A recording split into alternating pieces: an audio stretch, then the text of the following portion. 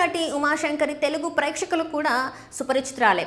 ప్రముఖ సీనియర్ నటి సుమిత్ర కుమార్తెగా 2000 సంవత్సరంలో దర్శకుడు సీమన్ తెరకెక్కించిన వీరుడై చిత్రంలో హీరోయిన్గా కోలీవుడ్కి గ్రాండ్ ఎంట్రీ ఇచ్చింది. ఫస్ట్ సినిమాతోనే తన సహజ నటన అందంతో ప్రేక్షకులను దృష్టి ఆకర్షించింది. ఆ తర్వాత వరుస అవకాశాలు అందుకొని తమిళంలో తనకంటూ ప్రత్యేక గుర్తింపు సంపాదించుకున్నారు. కాగా కలకలప్పు, చొక్క, తంగం, విడకన్, సూర్యన్ సహా పలు చిత్రాలలో నటించి మెప్పించింది. తమిళంలో చివరిగా అజిత్ హీరోగా నటించిన వాలిమై చిత్రంలో యంగ్ సుమిత్ర పాత్రలో కనిపించి మరోసారి ప్రేక్షకులను ఆకట్టుకుంది.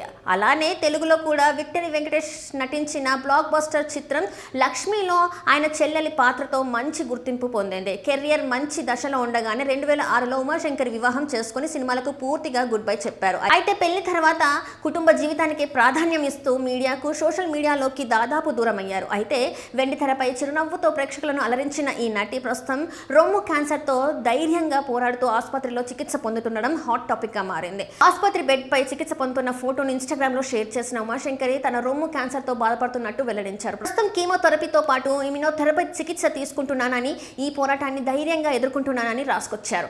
నాకు అండగా నిలుస్తున్న నా కుటుంబ సభ్యులకు హృదయపూర్వక ధన్యవాదాలు. ప్రేమతో, ఆప్యాయతో నన్ను ప్రోత్సహిస్తున్న అభిమానులందరికీ కూడా కృతజ్ఞతలు అంటూ ఎమోషనల్ పోస్ట్ పెట్టారు. ఇక ఉమాశంకరి పోస్ట్ సోషల్ మీడియాలో వైరల్ కావడంతో అభిమానులు, సినీ ప్రముఖులు ఆమె త్వరగా కోలుకోవాలని ఆకాంక్షిస్తూ కామెంట్స్ చేస్తున్నారు. గతంలో గౌతమి, మమతా మోహన్ దాస్, సోనాలి బింద్రే, మనీషా కొయిరాలా వంటి నటిమణులు సైతం క్యాన్సర్కి జయించి ఎందరికో స్ఫూర్తిగా నిలిచిన విషయం తెలిసిందే.